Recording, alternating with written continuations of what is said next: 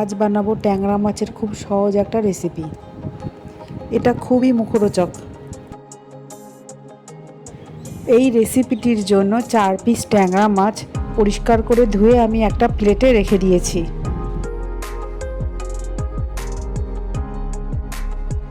রেসিপিটি বানানোর জন্য আমি অলিভ অ্যাক্টিভ অয়েল ইউজ করেছি। এটা পিওর অলিভ অয়েল নয়, এটা ব্লেন্ডেড অলিভ অয়েল। এটি খুবই লাইট। এটা ডায়াবেটিক পেশেন্ট, হার্টের পেশেন্ট এবং বয়স্কদের জন্য খুব উপকারী।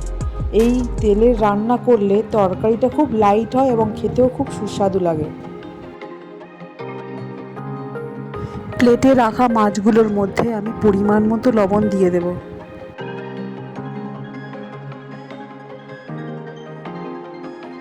এরপর পরিমাণ মতো আমি হলুদ গুঁড়ো দিয়ে দেব।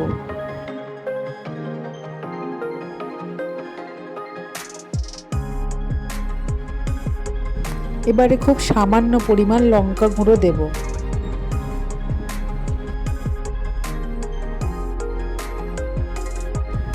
এবার খুব অল্প পরিমাণ অলিভ অ্যাক্টিভ অয়েলটা আমি দেব মাছের মধ্যে। মাছের মধ্যে আগে থেকে তেলটা দিয়ে রাখলে যখন কড়াইতে ভাজবো তখন মাছগুলো ঠিকরাবে না। তাছাড়া আপনারাও কড়াইতে তেল দেওয়ার পর খুব গরম হয়ে যাওয়ার পর কড়াইটা ওর মধ্যে সামান্য হলুদ গুঁড়ো দিলেও মাছগুলো ছিটকায় না। এবারে আমি সমস্ত মশলাগুলো ভালো করে মাছের মধ্যে মিশিয়ে নেব। রেসিপিটি বানানোর জন্য আমার লাগছে কালো জিরে, সর্ষে বাটা, জিরে গুঁড়ো, ধনে গুঁড়ো, হলুদ গুঁড়ো। আর লাগছে একটা মিডিয়াম সাইজের আলু পিস পিস করে কেটে নিয়েছি, 4-5টা কাঁচা লঙ্কা চিড়ে নেওয়া, আর একটা ছোট বেগুন ছোট ছোট পিস করে কেটে নিয়েছি। কড়াইটা খুব গরম হয়ে যাওয়ার পর ওর মধ্যে আমি ব্লেন্ডেড অলিভ অয়েল দিয়ে দেব পরিমাণ মতো। সর্ষের তেল খাওয়া স্বাস্থ্যের পক্ষে ক্ষতিকারক, কিন্তু এই তেলটাতে রান্না করলে তরকারির টেস্ট একটা অন্যরকম পাওয়া যায়। কড়াইয়ের তেলটা খুব গরম হয়ে যাওয়ার পর একটা একটা করে মাছ আমি ছেড়ে দেব। প্রত্যেকটা মাছের পেটে ডিম ভর্তি। এই মাছগুলো খেতে খুব ভালো লাগে।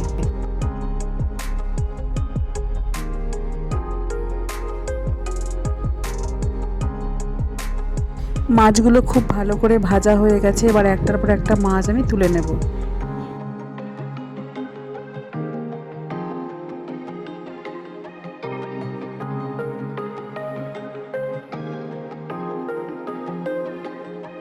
মাছ ভাজা তেলের মধ্যে আমি কালো জিরে ফোড়ন দিলাম। এরপর কেটে রাখা আলুগুলো আমি দিয়ে দেব।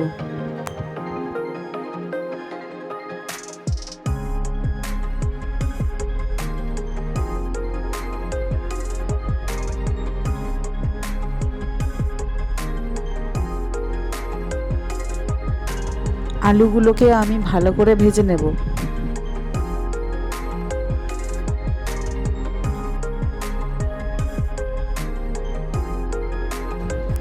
এরপর কেটে রাখা বেগুনগুলো আমি আলুর মধ্যেই দিয়ে দেব।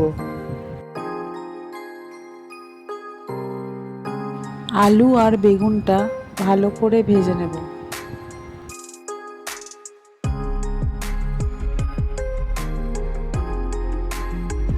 আলু আর বেগুনটা ভাজার সময় 1 টিস্পুন লবণ আমি দিয়ে দেব ভাজার মধ্যে। এই সময় লবণ দিলে আলুটা খুব তাড়াতাড়ি সেদ্ধ হয়ে যায়। লবণটা দেওয়ার পর আমি আলু আর বেগুনটা ভালো করে ভেজে নেব।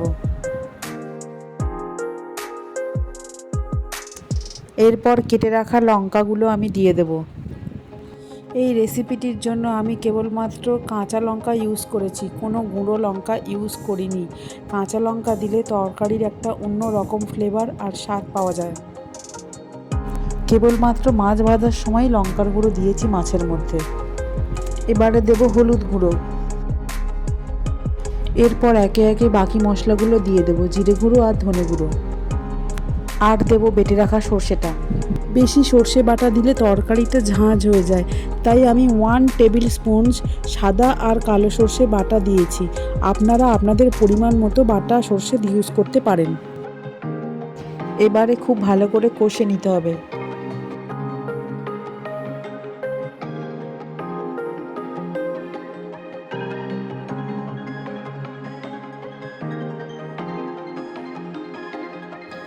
কষাকষি করার সময় খুব সুন্দর একটা স্মেল বের হয়।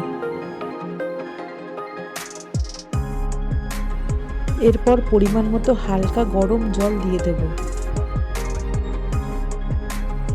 হালকা গরম জল দেওয়ার ফলে তরকারিটা খুব তাড়াতাড়ি ফুটে যায়।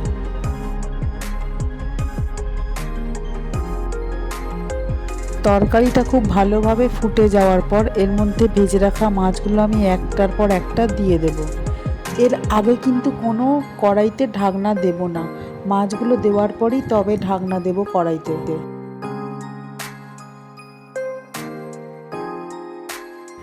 ট্যাংরা মাছটা একটু শক্ত প্রকৃতির, তাই তরকারিটাতে আগে ট্যাংরা মাছটা দিয়ে দিলে ট্যাংরা মাছটা তাড়াতাড়ি সেদ্ধ হবে। এবার আমি কড়াইটা 5-7 মিনিটের জন্য ঢাকনা দিয়ে দেব। 5 মিনিট পর আমি ঢাকনা খুলে দিলাম। ঢাকনাটা খোলার পর খুব সুন্দর একটা স্মেল দিচ্ছে। তরকারিটা খুব সুন্দরভাবে ফুটছে এবং আলু বেগুন সব ভালোভাবে সেদ্ধ হয়ে গেছে। এই সময় আমি একটু লবণটা টেস্ট করে নেব। আমার একটু লবণ কম লেগেছে, তাই আমি আমার পরিমাণ মতো লবণ দিয়ে দিলাম। তৈরি হয়ে গেল কালো জিরে ফোড়ন দিয়ে আলু বেগুন কাঁচা লঙ্কা দিয়ে ট্যাংরা মাছের ঝোল। এটা খেতে খুবই সুন্দর হয়। এটি ট্যাংরা মাছের একটা অন্য রকম রেসিপি। এই রেসিপিটি খুব বেশি রিচ হয় না, খুবই লাইট, খেতে খুব ভালো হয়। আলু বেগুন আর ট্যাংরা মাছের এই রেসিপিটি মুখের রুচি বদল করে।